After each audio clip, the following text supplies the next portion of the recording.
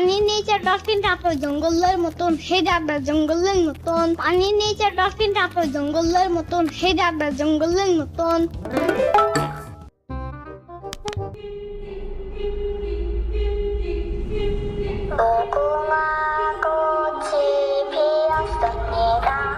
Wow! It's Squid Game! বাঘ পায়রা, পায়রা একটা বয়রা, কথা কানে যায় না, বউ আসবে কালকে, চলবে জাদুর পালকি। ওগুলি তুই খাস কি? খিচুড়ি আমি খাই না, পিটার যদি পাই অন্য খাই। ইয়ামিন, তুমি কি স্কুইড গেম সিরিজ দেখছো? হ্যাঁ, একটু দেখছি, কিন্তু আগা মাথা কিছুই বুঝতে পারতাছি না। আরে স্কুইড গেম হচ্ছে একটা সাউথ কোরিয়ার টিভি সিরিজ, যেখানে অনেক ধরনের খেলা থাকে, যেগুলো হেরে গেলে তারা জীবন পর্যন্ত মরতে হয় আর ফিরে আসে না। প্রথম গেম একটা বড় পুঁটে থাকে, তার নাম স্কুইড গেম ডর, যে বলে ওকোমাকো সিমিয়া ফিডা। ওকোমাকো সিনিয়া ফিডা মানে কি? এর মানে হচ্ছে আসো খেলে আমরা এক মজার খেলা। এই গেমটা হচ্ছে রেড রাইট গ্রিন রাইট, মানে রেড রাইট হলে থাইমা যাইতে হয়, আর গ্রিন রাইট বললে ডরের দিকে যাইতে হয় দৌড় দিয়া। যদি রেড রাইটে একবার রড়ো তাহলে জীবন শেষ, গুড়ি মাইরা দিবে। তাহলে ওরা এমন খেলা খেলতে যায় কেন যেখানে ওদের মরতে হয়? আরে ওরা কি এমএমএ যায় নাকি টাকার জন্য? ওদের একটা গাড়িতে কিছু লোক ধরে নিয়ে যায়। তাওফি, আমি আজকে বাসায় গিয়ে স্কুইড গেম সিরিজটা দেখব।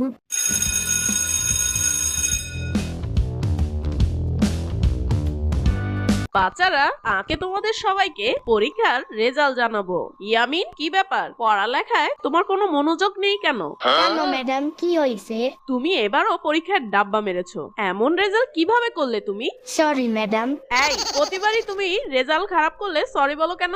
ম্যাডাম, এটাই শেষবার, এরপরের বার আমি রেজাল্টের আগেই সরি বলে দেবো। চুক্কু মানে রেজাল্ট ভালো করে করবো। ইয়ামিন, তুমি অঙ্কে 30 পেয়েছো, 30 কিভাবে হলো তোমার? ম্যাডাম, আমি নিজের বুঝতে পারতাছি না আমি 30 নম্বর কি করে পেলাম। আমি পরীক্ষায় 28 নম্বরের অ্যান্সার দিছিলাম, তারপরে তুমি কেন 30 নাম্বার দিলা?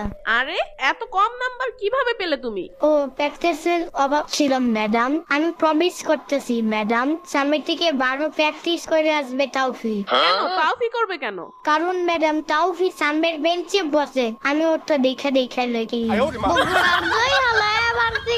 মুস্তাকিমের চাপা মারতে গায়, বগুড়ার দই হালায় মারতে গায়, মুস্তাকিমের চাপা মারতে গায়। আকাশে মেঘ জমে আসছিল, বাতাসেও সামান্য শীতলতা ছিল। আজকে ইয়ামিন বাসায় গিয়ে টিভি সিরিজ দেখবে, এটাই ছিল ইয়ামিনের প্ল্যান। কিন্তু হঠাৎ তার সামনে একটা কালো গাড়ি এসে থামলো।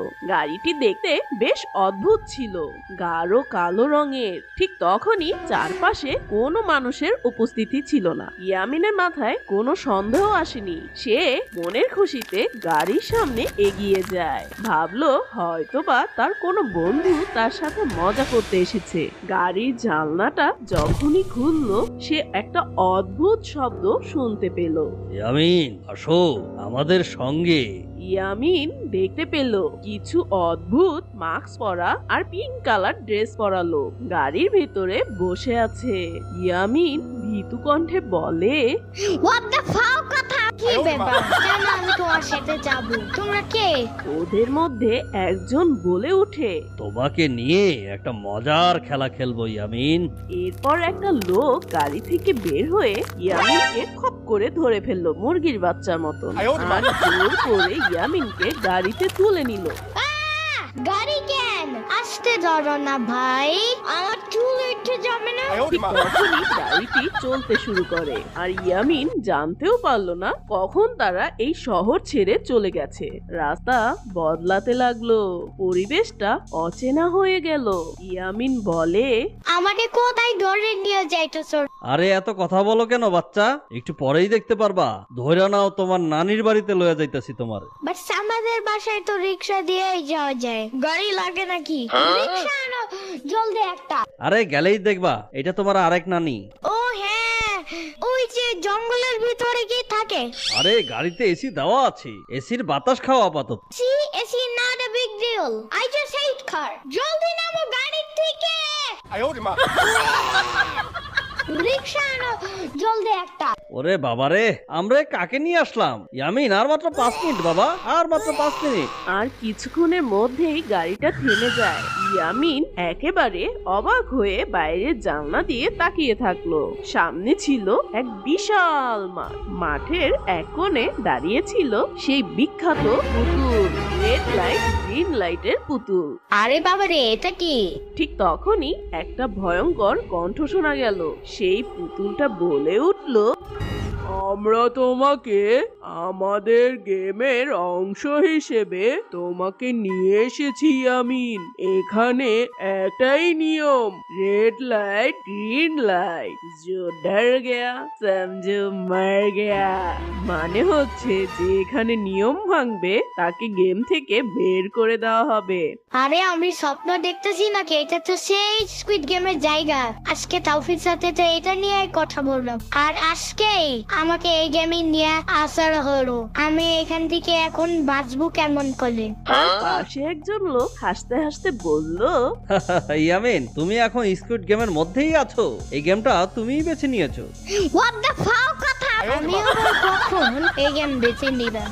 ইয়ামিন কিছুতেই বুঝতে পারছিল না। তার সারা শরীরে এক অদ্ভুত শীতলতা চলে আসে। হঠাৎ তার পাশ থেকে এক পরিচিত কণ্ঠ শোনা গেল। ইয়ামিন তাকিয়ে দেখে তার পাশেই দাঁড়িয়ে আছে মোটু পাতলু। মোটু, তুমি এখানে? মোটু হাসি দিয়ে বলল, হ্যাঁ ইয়ামিন, আমাদের এখানে ধরে নিয়ে এসেছে, আর এখন আমাদের এই গেমটাতে যেভাবে হক দিতে হবে।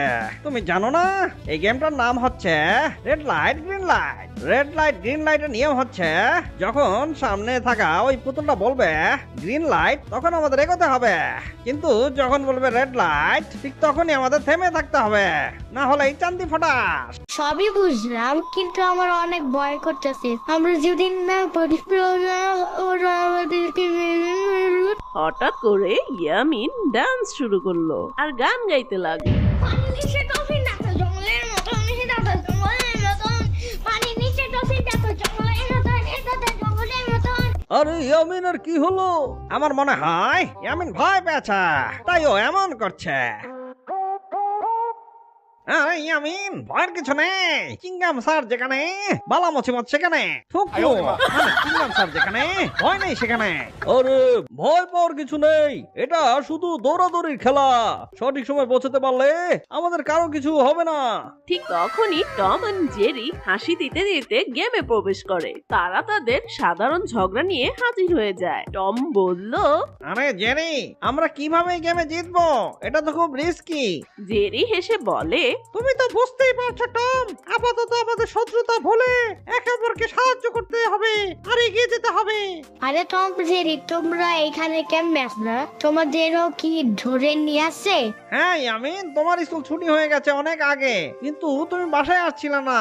সবাই তোমাকে খোঁজাখুঁজি করছিল, আমরা তোমাকে খুঁজতে বেরিয়েছিলাম। ঠিক তখনই একটা কালো গাড়ি এসে আমাদের তুলে নিয়ে আসলো। পাশে দাঁড়িয়ে থাকা পাতলু বলল, আরে গেমটা কিন্তু এখন শুরু হবে, এত কথা শোনার সময় নেই। সবাই প্রস্তুতি নাও, টিম হয়ে আমাদের এই গেমটা খেলতে হবে। আর গেমটা শুরু হয়ে যায়। পুতুল বড় একটি গলা দিয়ে ঘোষণা করে, গ্রিন লাইট। তারা সবাই দ্রুত এগিয়ে যায়। ইয়ামিন, মোটু, পাতলু, টম এন্ড জেরি একসাথে এগোতে লাগলো। কিন্তু হঠাৎ পুতুল আবার বলে, রেড লাইট। আপনজন হারাবার বেদনা যে কত কষ্টে, তা আমার থেকে আর কে বেশি। নটক বেশি চিৎকার পারলে ফকিরে ভিক্ষা পায় না। আমার তো কোনো চাওয়া পাওয়া নেই, আমি তো আমার ছেলে মেয়ের জন্য কিছু করিনি। মাগিরে জন্মের মতন চুপ করায় দিছি। পেঁচাল পারতে পারতে মাগি আমার শরীরটারে গাও করে দিছিল। ওই ইয়ামিন, আমরা তো সবাই একই সাথে দৌড় দিলাম। চুপ থাকো, বেশি রাগ করলে চুল পড়ে যায়। কিছু দিলেই এমন করে। আরে আমাদের তো তেমন কোনো লোভ নেই, আমরা শুধু গেমটা ভালো মতো শেষ করতে চাই। আমি জানি তোমার ভাঙ্গির উপরে অনেক লোভ আছে, সত্যি। নাইলে ওই দিন টয়লেটে একটা কয়েন পড়ে গেছিল দেখা চমকে সুতা লাগে আবার উঠেছিল কেন? সব আজব তাজব বলছো ইয়ামিন। মনে হয় ভয় পায়, বাট কাউরে বুঝতে দেয় না। এদিকে যারা থামতে পারেনি তারা গেম থেকে বাদ পড়লো।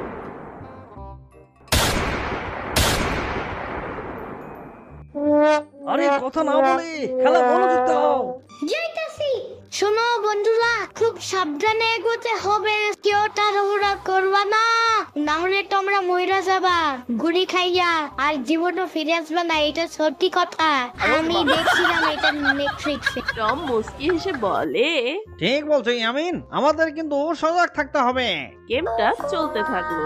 ইয়ামিন দ্রুত বুঝতে পারলো যে প্রতিটা সেকেন্ড অনেক গুরুত্বপূর্ণ। তার চোখের সামনে এক বিশাল পরিসর ছিল, আর পুতুলটা বারবার রেড লাইট বলে থামিয়ে দিচ্ছিল, আর ইয়ামিন সেটা ধৈর্য ধরে মেনে চলছিল। তারা সঠিক সময় থামার গুণে সেই গেমে টিকে থাকলো। এভাবে বেশ কিছু সময় চলে যায়। শেষে পুতুলটা ঘোষণা করলো গ্রিন লাইট। তারা আবার দৌড়াতে শুরু করলো। এবার ইয়ামিনের পাশে কয়েকজন ভুল করে নড়ে চড়ে উঠছিল, তাদের গেম থেকে বাদ দেওয়া হলো। মোটু পাতলু তখন হাসতে হাসতে বলল, এরা কি ঠিক মতো থামতেও জানে না। এভাবেই গেমটা শেষ হয়ে গেল। Yamin, Motu Patlu, Tom and Jerry একসাথে সবাই অভিনন্দন জানালো আর খুশিতে উল্লাস করলো। আমরা সবাই জিতে গেছি। টম, জেরি, মোটু, পাতলু, খাসি দাদাম, আমরা জিতে গেছি। সবাই শুনু। ইয়ামিন, এই খেলা থেকে আমরা একটা জিনিস জানতে পারলাম, যতই খেলা কঠিন হোক, বন্ধুত্ব আর হাস্যরসের মাঝে সব সমস্যার সমাধান থাকে।